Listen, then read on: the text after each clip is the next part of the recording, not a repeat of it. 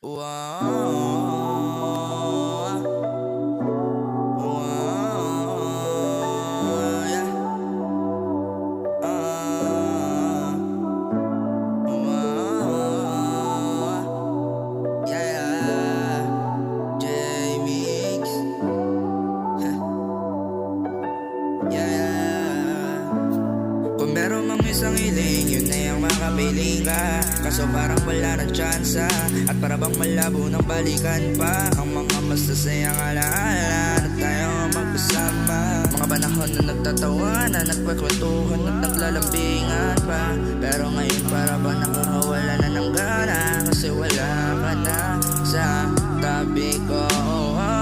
Sana may pagkakataon pa na makaidin pa kay Batala, na sana ay maibalik pa ang mga masasayang alaala na ating ginawa.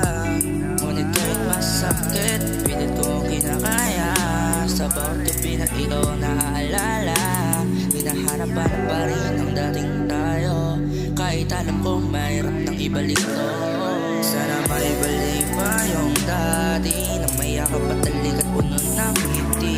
Kaya ko pwede lang bumalik sa simula, di sana ngayon hindi ako nakatulala. At hindi ako nagmumukmok, at hindi ako nalulungkot, at hindi ko rin iniisip yung mga ganito nangyari sa ating dalawa. Sa ating dalawa. Yeah. Sana ay mabalik pa ang mga masasayang alaala na ikaw ang kasama ko dito sa aking kama.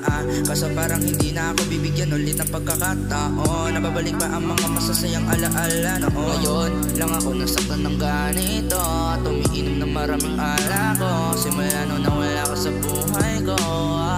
Tayo na sana di na lang ako nagmahal, para yung mga ngiti ko hindi matanggal. Kasi ang hirap ng ganito, lagi na lang nagkukulong sa kwarto, at hindi ko makain ng marami. Dati masagan ang mundo, ngayon puro pira-piraso. Parang binugbubog ka sa sobrang sakit, dahil kay Batala hindi na ako iibig ulit. Kung ganito yung nararamdaman, ay wag na lang. Sana maibalik pa yung dati na may yakap at talik at puno ng ngiti. Kaya kung pwede lang bumalik sa simula, di sana ngayon hindi ako nakatulala. At hindi ako nagmumukmok, at hindi ako nalulungkot, at hindi ko rin iniisip yung mga ganito nangyari sa ating dalawa. Sa ating dalawa.